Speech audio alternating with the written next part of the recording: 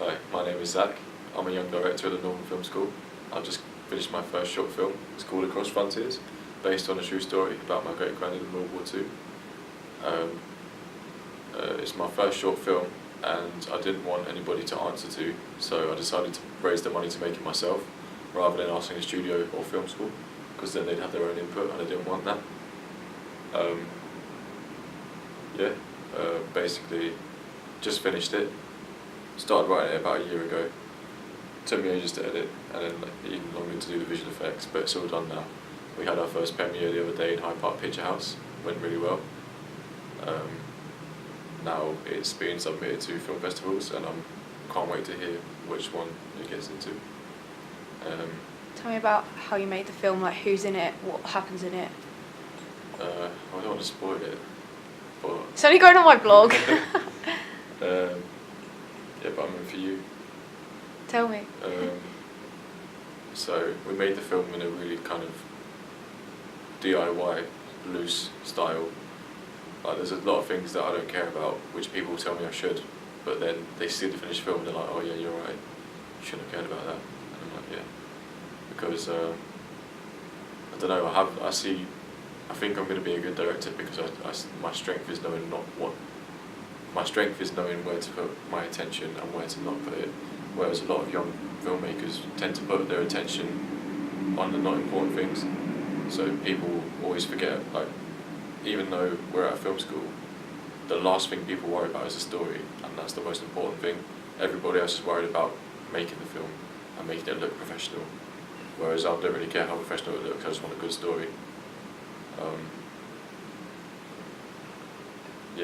Story and performance is the most important thing.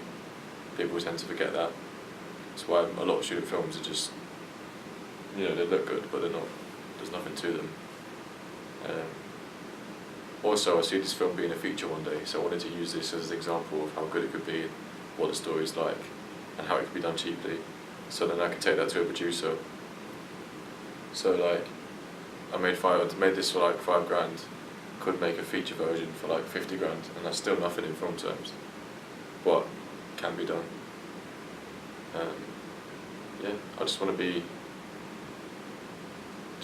use the way that I do things cheaply to get me places, because it's just little tricks. I don't know. Tell me what the film's about, though. Okay, the film is about, in 1943, Italy was at war with England. And basically, by this point, they had captured around 80,000 English soldiers, and they were all in prisoner of war camps in Italy. Anyway, on the 8th of September 1943, Italy surrendered, and which meant they had no idea what to do with all these prisoners. The Germans were occupying the country at the time, so the Italians gave a lot of the prisoners to the Germans to ship back to Germany, to put them in prisoner of war camps there. But a lot of the Italians also said to the English soldiers, just run into the countryside. And so what you had was about 30,000 English soldiers on the run in the Italian countryside, which was being occupied by the Germans. And basically, it's all true, and there's all these farmers, and it's called contadini, which is the Italian word for peasant. Because the way it worked in those days was basically slavery, with farm owners and farmers. One rich man basically owned the whole village.